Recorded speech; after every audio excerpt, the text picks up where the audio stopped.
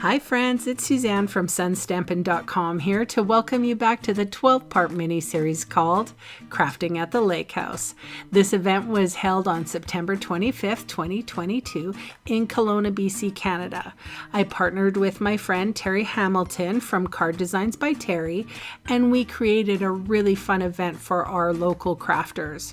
Of course, I filmed the making of all 12 cards, plus an additional 2 bonus card designs. I have been asked to sell the PDFs that were given to the attendees, and if you so desire, you can purchase them too for $10 Canadian. There's a link in the description box below. And many thanks and blessings to those of you who do. I appreciate you. Hey friends, here we are with card number 8 of the Lake House series. We are featuring this stamp set all bundled up.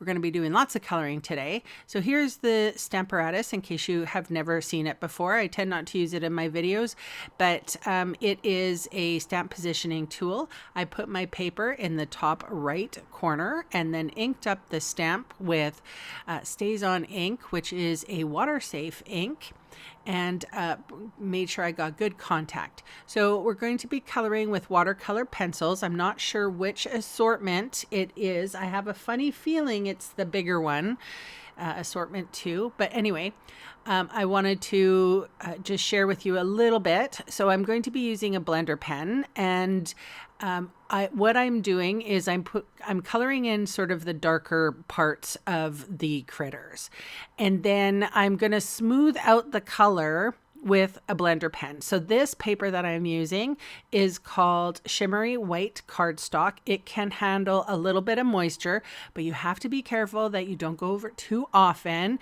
And you can see I left some white spots there. And that's because the blender pen will pick up the color, smooth the color out on the dark spots, and then when I go over the light spots, it's going to give me a lighter shade.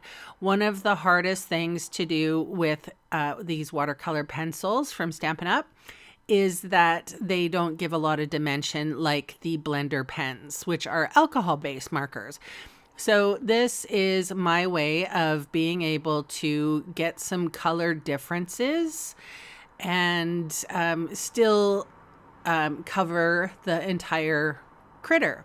I also have the Stamparatus small grid paper here that I like to color, or I like to use when I color, and I scratch off the color from the blender pens onto that paper.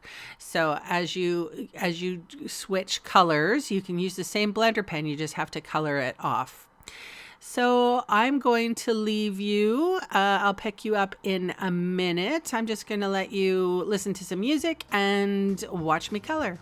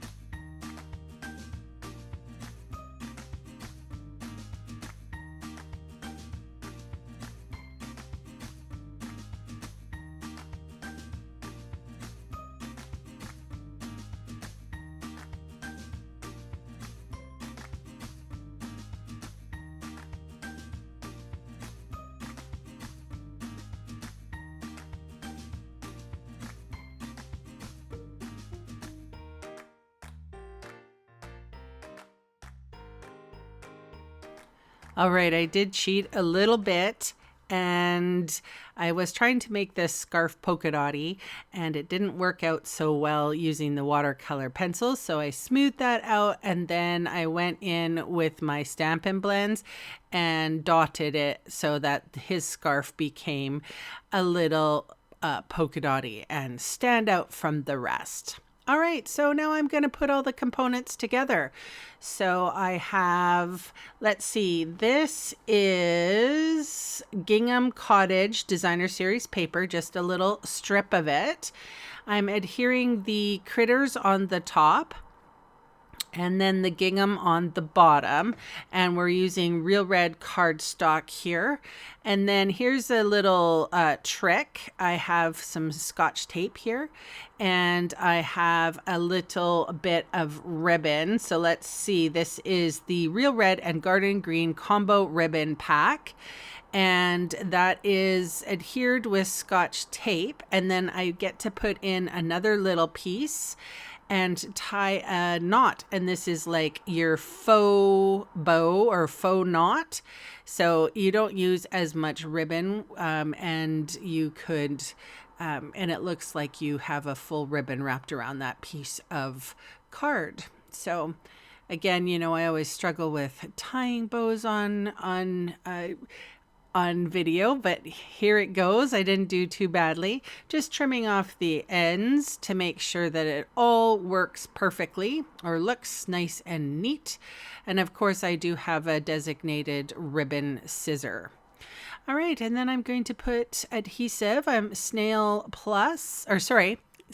Plus on the back of my card front, and I'm going to adhere that to the card base. Now we mustn't forget about the sentiment, and I almost did here. I inked up it's feeling a lot like Christmas sentiment with Stays On ink, and now I have fussy cut the words out.